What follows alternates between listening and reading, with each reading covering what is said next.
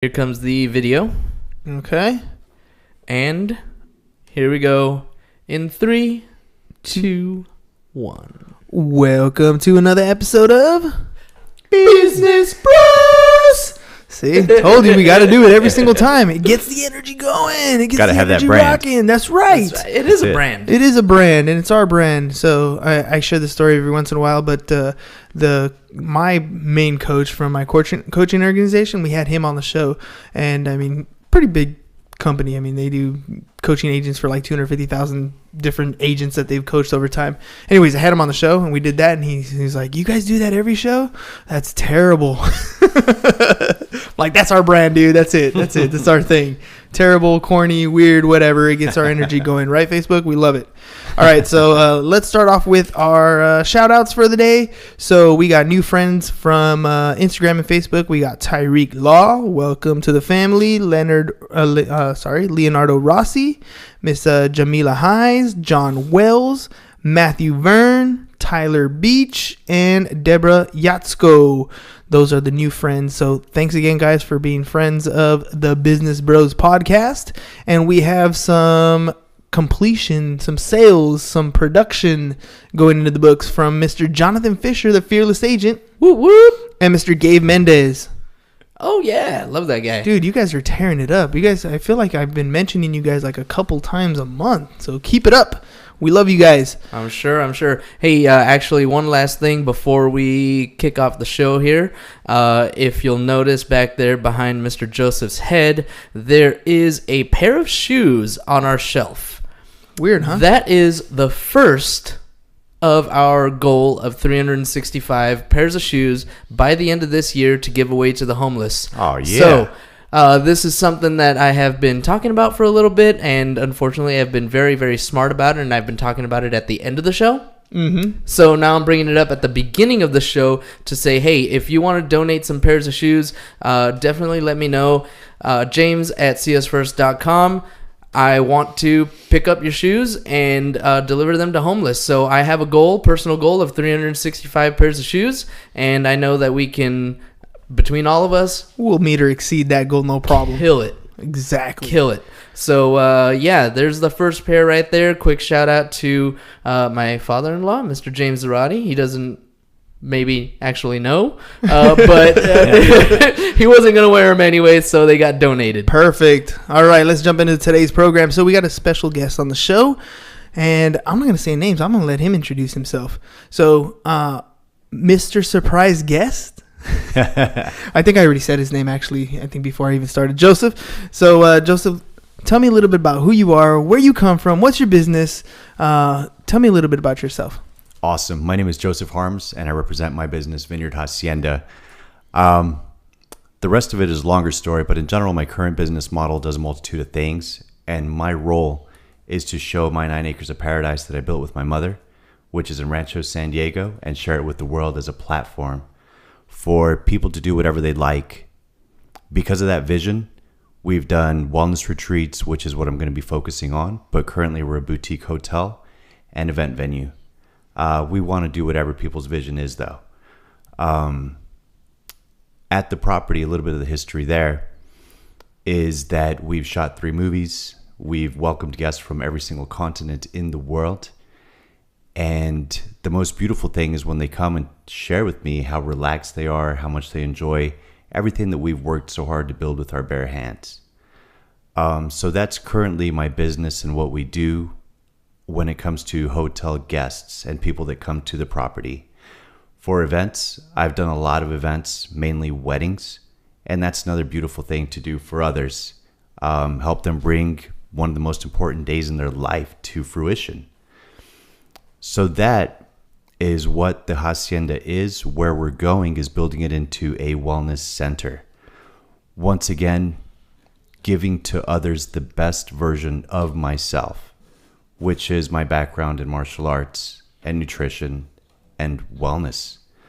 Dude, there's a lot in this story. A lot of stuff. A lot of stuff in this story. All right, so let's talk a little bit about the 9 acres you got. So, how did this? Is this something that's been in the family for a while? And what does this place look like? Walk me through this 9 acres. What does it look like? All right, so we're once again 18 minutes east of downtown San Diego. We're literally freeway to highway, and then you're cruising down the highway, and you're not even thinking that anything like this is next to you or around you. You drive down our long driveway, next thing you know, you just escape into a little bit of Shangri-La. So we're blessed that our property is the last property at the end of the long driveway that merges with a natural wildlife preserve. So you got a nice cascade background. Yeah, 100%. And we have all kinds of natural guests like hawks, falcons, deer, squirrels, raccoons, all that. And when you're driving up, you're immediately seeing the 2 acres of grapevines on the left. In front of you see an extensive lawn that has an orchard in the far back. And if you go a little bit further back on your foot, of course, or on feet, you'll walk into a Buddhist meditation garden that was my personal project. Then you're going to step around to the koi pond. There's another citrus orchard, almost Olympic-sized pool, couple of jacuzzis, game room with a professional-sized pool table, ping pong, air hockey, poker table, definitely enough in there to get in some trouble and have some fun. Nice. Yeah, and then the nice, tranquil, peaceful area to recover the next day. That's it. That's it. You know, some people literally want to, how do they say, reward themselves by having to work it off again the next day. Yeah. Absolutely.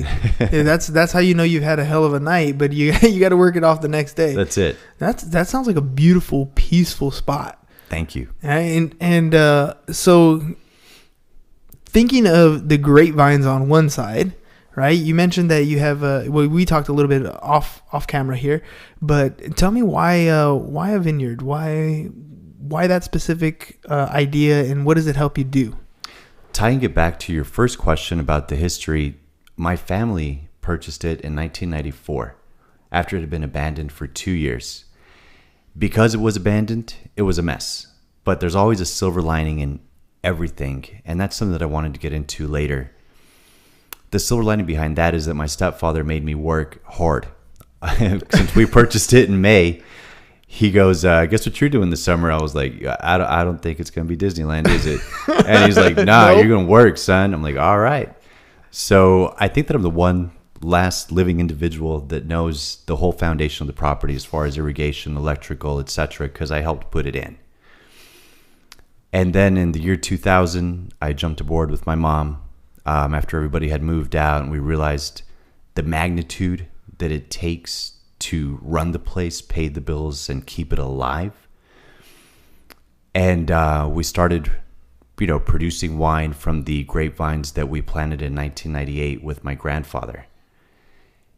And then we were renting out rooms at a month-to-month lease, producing wine. That was kind of our business model, right? So the grapevines was just thrown at me, and once again, I just had to jump in and work. Figure it out and keep going. But silver lining is that in 2012, after being in the real estate industry and then that crashed, I got a job as general manager at a winery because of my business background and because of the winemaking process going on at my estate that I had been working on since the year 2000. So I became GM of a winery. I'm not going to say which one in case they can no tell problem. me what. Yeah. But I learned about their permitting process after increasing their business model significantly and realized my property now qualifies back home after everything that I learned. And what it qualifies for with the small winery permit that we have is to throw events and be able to charge for them, which is why we can now be an actual legitimized venue for weddings, private parties, corporate events, holistic events, whatever people want to do. I, with my mindset, would like to do something such as the event coming up this Saturday. I'll be attending called Wanderlust, which is exercise, yoga, meditation, and of course DJs and fun times. Yeah, of course. You got to. You can't be all relaxation. You got to have some fun in there. That's it. So to answer your question directly, the grapevines allow me to produce wine, which we do sell to our overnight accommodation guests and some events. But then that same permit allows me to throw events. So that's its dual use that I have found from it. And we already live in paradise for example. True that. And you get a nicer, you don't have to go out all the way to Temecula or out in these places to have beautiful, that whole vineyard feel, that beautiful landscape feeling to throw a wedding event. Rancho's not that far. Rancho's really close by. Yeah. Right? Yeah. And so, what type of events are you focusing your attention on, like, specifically now? I mean, I know you want to get into the the wellness stuff, but what kind of stuff do you have currently? What kind of how are you getting what kind of response are you getting so far?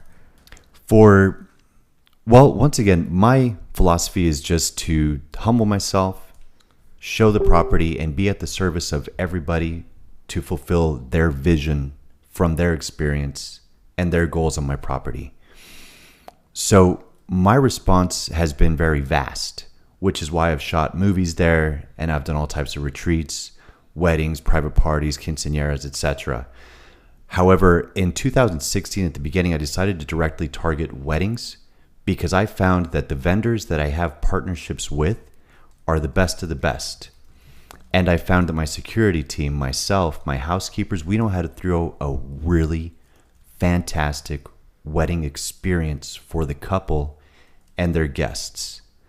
As you mentioned, Rancho San Diego is very close. And the funny thing is that when I do a lot of promotions at stuff like the Bridal Bazaar, Wedding Expo, etc., and everyone, when they see my name, Vineyard Hacienda, go, "Oh, are you in Temecula?" No, we're very close.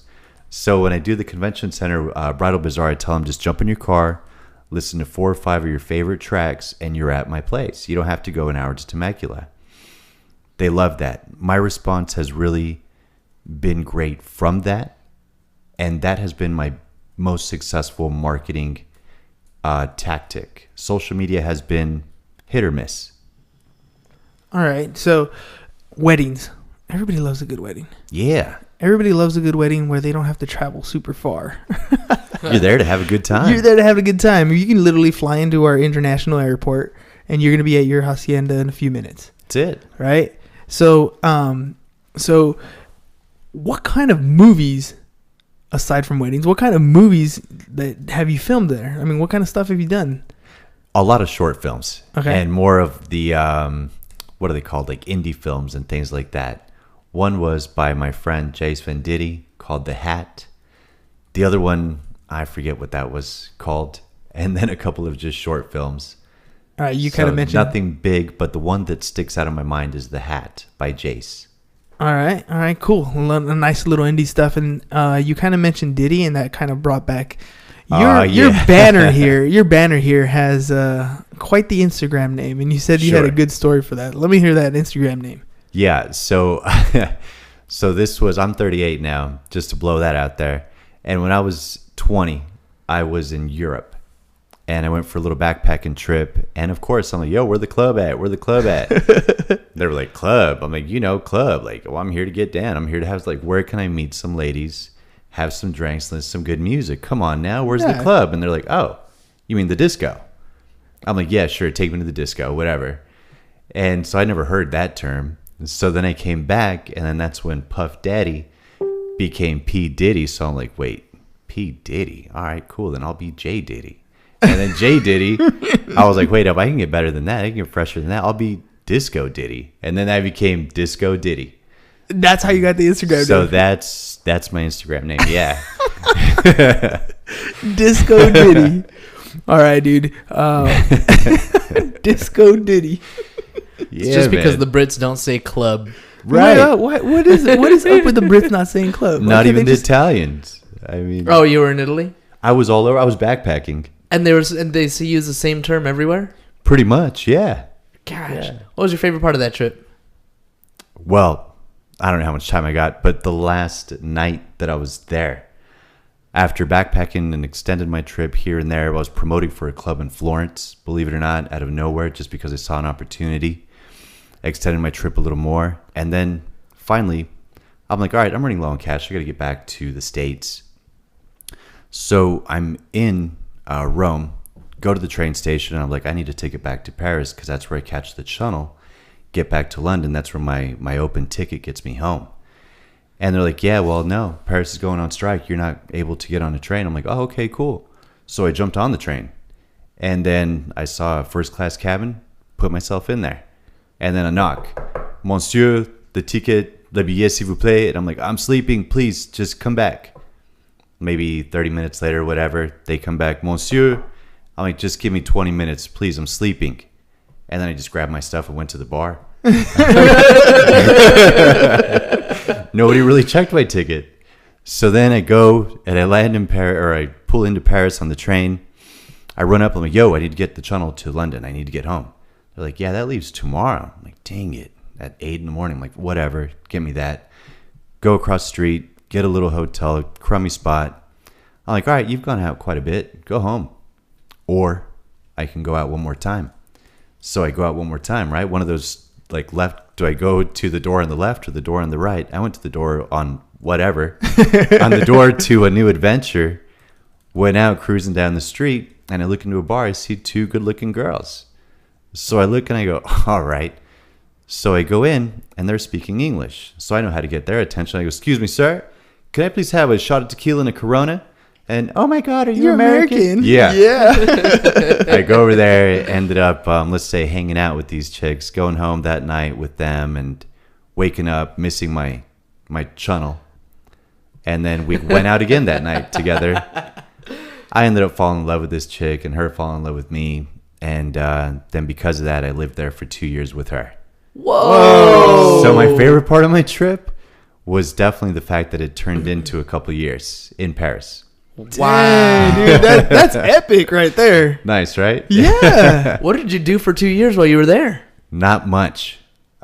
She was working. She was actually a runway model there. And so she would travel, do her shows, and then hang out. And meanwhile, I would hang out until we moved on top of a restaurant. And then I'd hang out with the chef. And the chef's like, you need to do something. I'm like, I'm aware of that. And he goes, why don't you just pour some wine or something? I'm like, all right, I can do that. So I poured wine, made a little bit of money, but it was just something to do. Before I left there, I did teach martial arts here in San Diego, some Muay Thai under the Mopolis system. And so I taught a little bit there to some people that I knew, but it wasn't really for money. It was for fun. And so that was it, man. This was before the whole Hacienda thing, or this is? Yeah, this was like, 13 years before. Geez, so all this stuff that you're doing abroad, I mean, all the experiences you're having, all the little side work even that you're doing, it's all kind of feeding into what's going to happen. Yeah, I think one of the things I really wanted to share when I knew that this was speaking about stories, what I would really like to share with anybody that's listening right now is no matter where you're at, for the love of God, soak it in, because that is where you're at right now. You'll never be there again. I promise you one day you'll miss it. You have no idea how much I miss being a bartender. Or when I was 21, 22, 23, I was the owner of a swimming pool business. I was the pool guy. Miss that sometimes. You know, everything that you're doing right now could definitely come into use in the future. When the real estate market crashed, I was working as a bartender at catering gigs. Now that I'm the venue owner, I work with caterers. I work with bartenders, and I've been in them shoes. So I know exactly what's going on behind the scenes, because at one point in my life, I was an employee of a catering company, and that is now a tool in my arsenal. It's one of those things of wisdom, right? I mean, the experiences that one has in life, you never know what they're going to channel into. You never know, life's like, wind. You don't know where it's going to take you. You don't know where it's going to go. I love that you're in the moment when you're in the moment. Gotta be, brother. Because a little funny thing for me, after 15 years, the wife says we're supposed to get tattoos, and I don't know what I'm going to get, right? But one of the things I liked was in the movie We're the Millers, the little ghetto kid. I don't know if you've seen that movie. Mm-hmm. And he has the no regrets.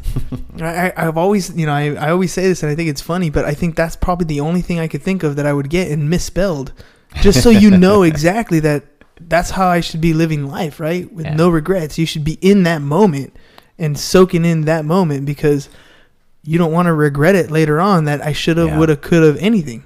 Yeah. So, all right, let's move this back towards the hacienda. So that was before. Definitely. Whatever. How did your family decide to buy this thing? Was it just like a fluke thing? Was it like, did it come from, friends and family? Well, how do you decide to buy 9 acres in Rancho San Diego? Where does that come up? Well, we knew because of my mother's side of her family. God bless her soul. May she rest in peace. That I had family coming from Peru that was immigrating into San Diego. And of course, now they live here, they're doing their thing. Some of my other families living in Spain doing their thing now, but before they started here. So we knew that we had to have a space to host my family that was immigrating here. And we were looking at anything that was feasible to do that. The hacienda, as I mentioned, was run down, vacant for 2 years. It was such a fixer-upper, bro. Speaking of silver linings, is that fixer-upper had huge potential for the rest of my life. So that's why we found it, is because it had the square footage, 13,000 plus square feet, 9 bedroom, 15 bathroom, estate. And before this, I was living in Jamul Highlands, where my grandfather and I shared the same room, sleeping in bunk beds. You know what I mean? So I was not taking any chicks back there. No. Well, how does a family do that, though? How do you guys turn around and buy this type of property? Like, money doesn't just fall out of anywhere. Like, How does this happen? Well, my stepfather at the time was doing well in his industry, and then refinance, and we all know how that goes when we're in the real estate game. Right. So we bought it at the time the market was down, got a really good price, and getting loans was easy. And then once we fixed it up, the market kept going up. We refinanced, kept building it, refinanced, kept building it.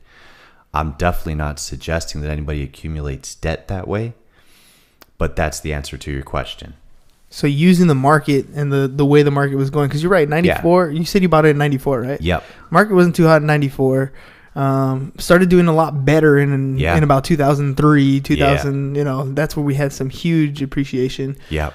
So that allowed some stability. I mean, when you're looking at these projects that you're going to build on your place, right?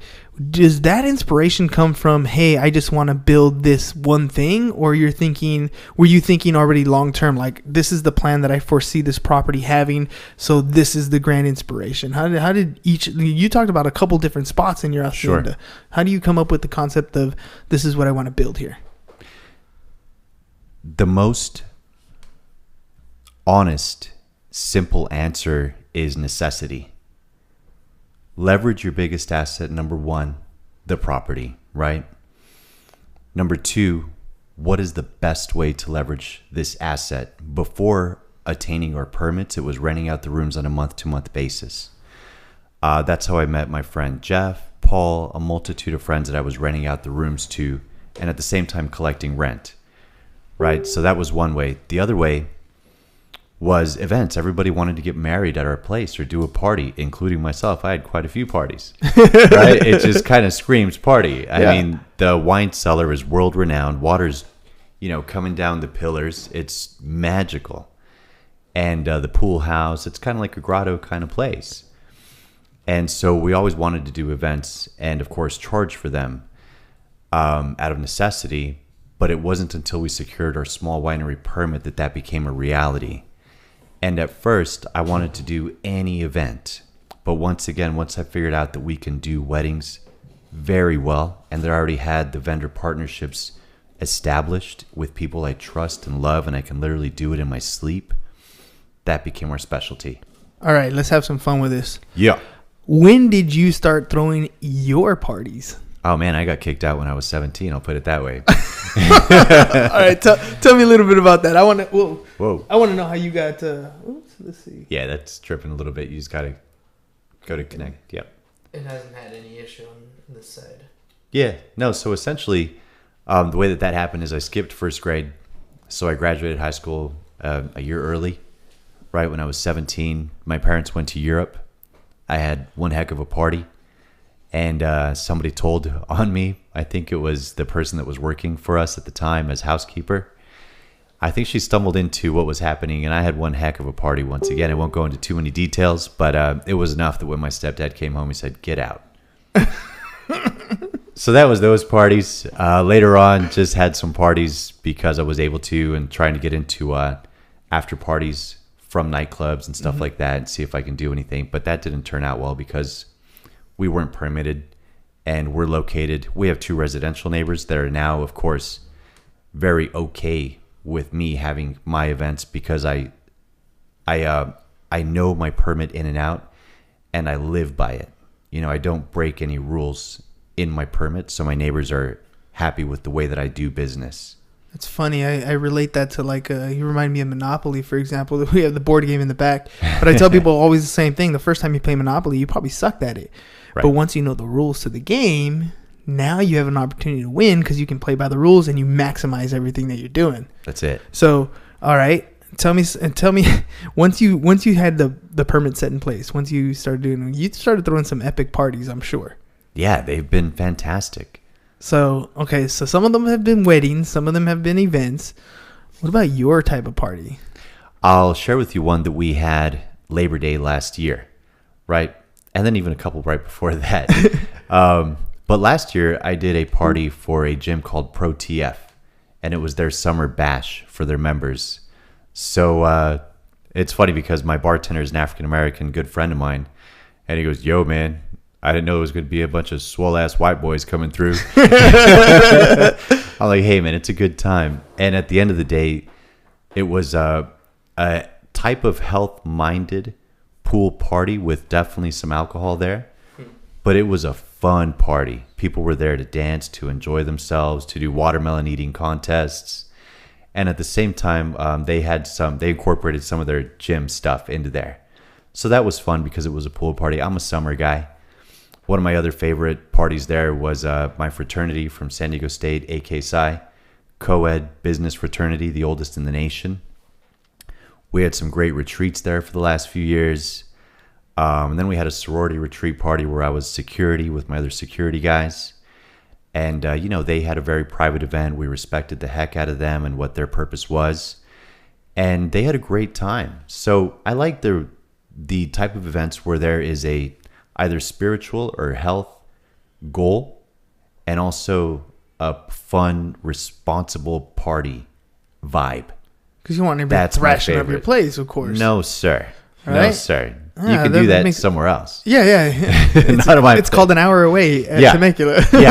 Later. You don't want to mess up your own backyard, ladies and gentlemen.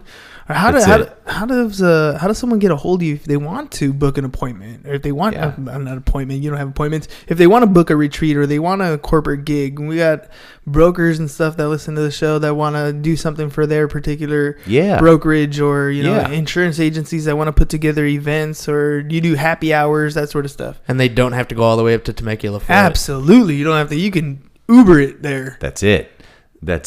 So speaking of real estate, we've had a couple of real estate mixers at my place. Those are fantastic. We've had networking events at my place. Those are fantastic. To get a hold of me, I mean, I always say currently I don't have any children. I'm not married. But I do have 2 stepchildren, which are my business and my dog. Right?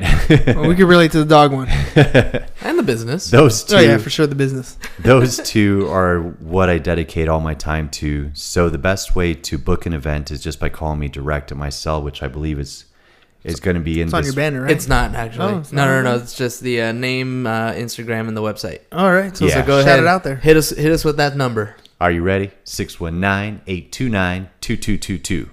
Ooh, I did not stutter. That's real. Not stutter.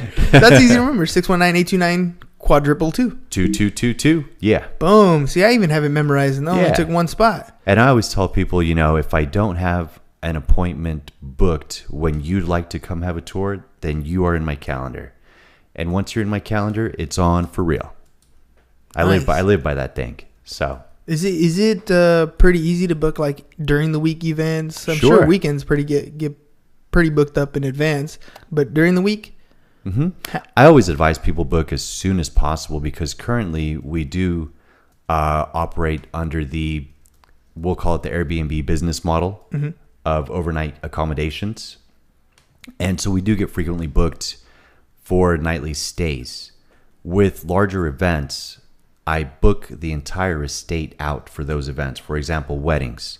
Our tagline is no strangers in sight, and I have very high profile security to assure that, right? So I always advise that people book early in advance so that they also included in their event are all of our hotel rooms and the entire estate, as well as security to protect that it's a private party.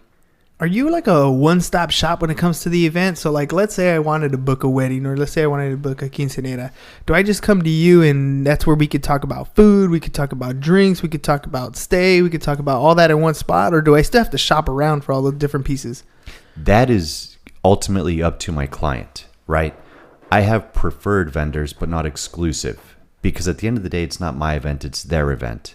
So if they have a caterer that they love, they have a barbecue place that they love, and they want to use just that, I know that as a client, I wouldn't like it if I went somewhere and they told me you can't work with them, if that's my preferred person. So that my clients can work with anybody. But if they want me to take care of everything, yes, I can be one heck of a one-stop shop, provide the DJ, the equipment, the dance floor, the bar, the catering, the photographer, the videographer, the florist, the drone guy, everything that my client wants. In fact, we're doing one wedding coming up where they actually found an organization that lets you rent out puppies. I swear on my life. Yeah. Rent out puppies? They let you rent out puppies to have at your event for your guests to hang out with the opportunity to adopt any puppies.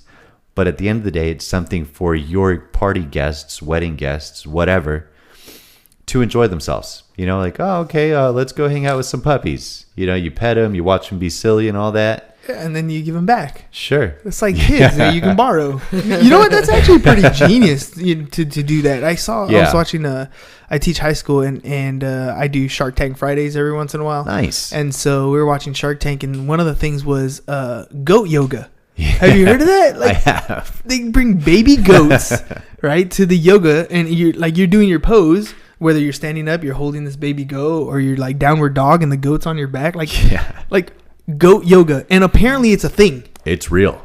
It's like not just this one place. Like it's across the country. People do this. Yeah, real stuff. I'd imagine goat yoga is probably a good thing at your place.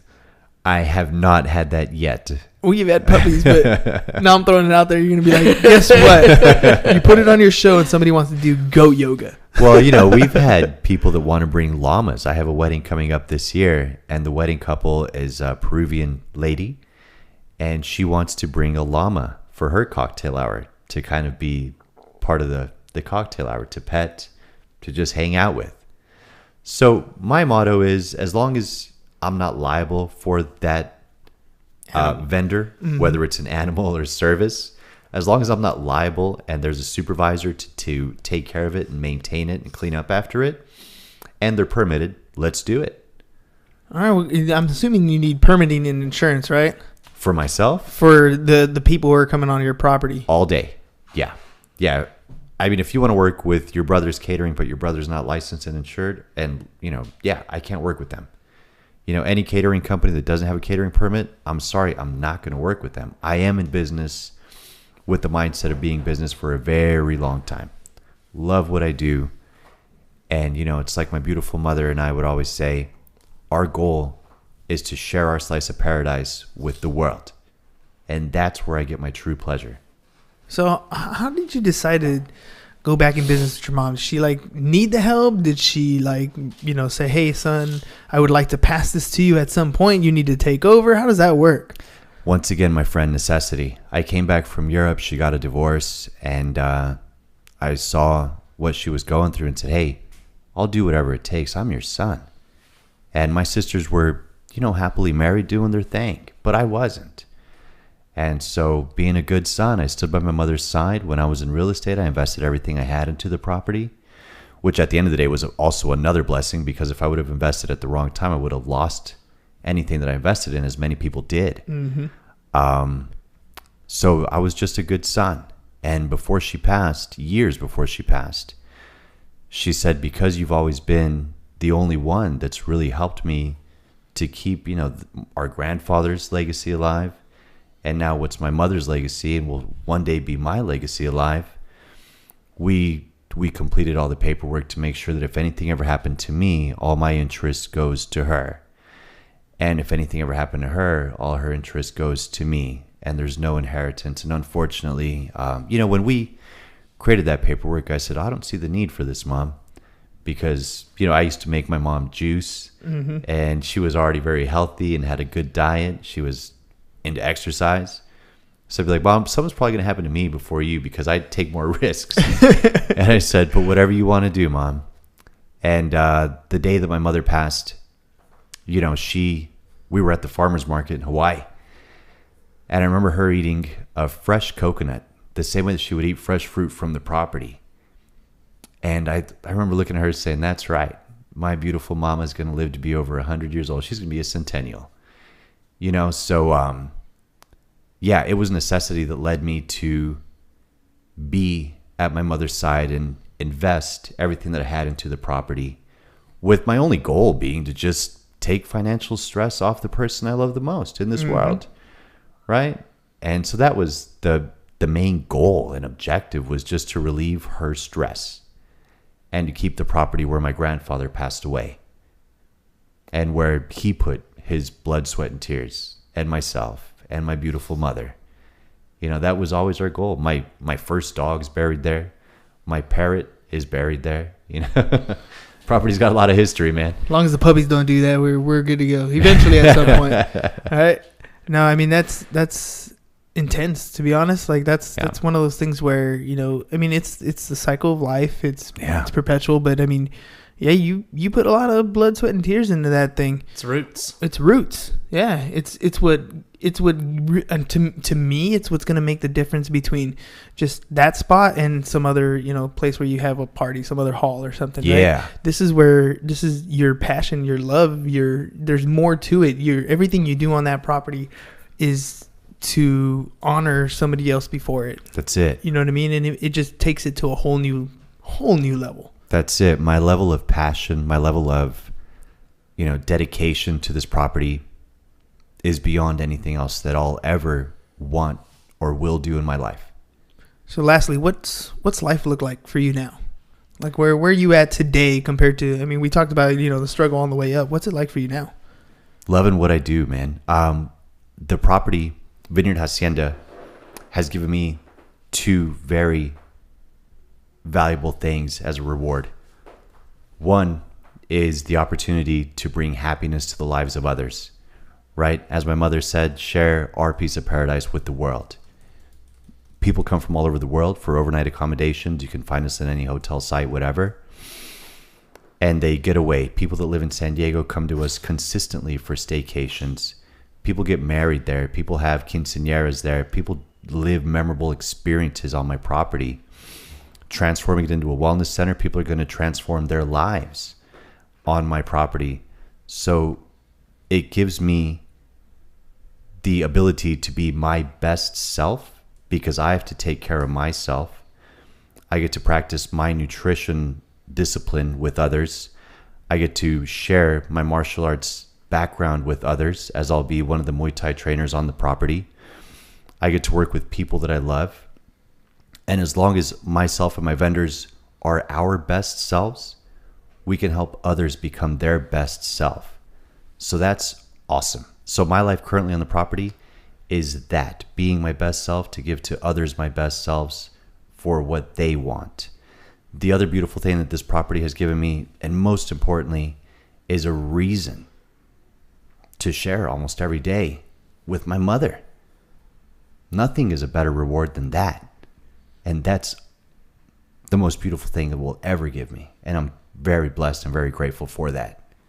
Dude, I think I'm going to have to schedule a stay. Take the wife out there, relax. Do it. Come. Yeah, definitely going to do that because I need to have some more date nights in our life. There you go. There you go. So we're definitely going to go check this place out. Yeah. And we do have some happy hours that we need to plan here kind of soon. We do. So we'll definitely be reaching out to you here. I love it. So, ladies and gentlemen, 619-829-2222. And it is on the banner now. now. So, perfect.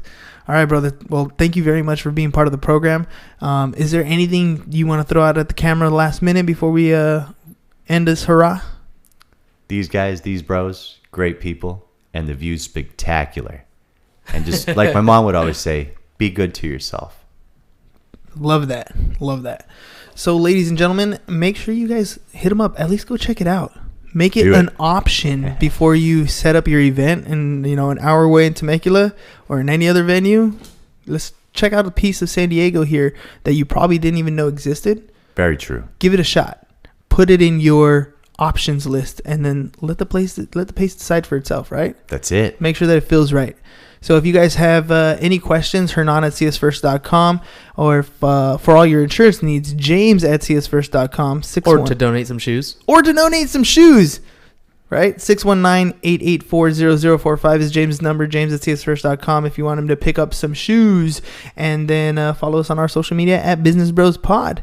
I didn't ask you one question, by the way. Hit me. Who do you think would be great to have on the show? A person or a business? My friend who I'm building the wellness center with. All right. And actually, let's go first to my brother, DJ Noel. He's not my blood brother, but we're both entrepreneurs. He's a world-renowned DJ, and he knows what it's like to go through the ups and downs of entrepreneurship and the ups and downs of life and still wake up and fight every day like I do. So DJ Noel, I'll get you guys in touch. Perfect. So DJ Noel. Check him out, by the way, DJNoel2033.com. DJNoel2033.com. All right, ladies and gentlemen. Hope you enjoyed the show. That's all we got for you guys today. Thanks again for coming on the show. My pleasure, brother. Thank Appreciate you guys. it. Have a good one. Peace. Bye-bye. And I'm out. We love you, Facebook. So much love, Facebook. We got a Leticia Lelevere. Oh, Letty. What's up, Letty? She said, hi, my friend. Miss you. She used to do attendance at the school and she retared. Awesome. Okay. So, God we bless miss you, teachers, Letty. man. All right. Awesome. Thank you, everybody. Thank you, Facebook. Love y'all. Peace. That's it. See, 30 minutes goes by quick. Good stuff, brother. Dude, I didn't know you were that close. I'm going to be checking that place out for sure. Yeah, for sure. The wife's always trying to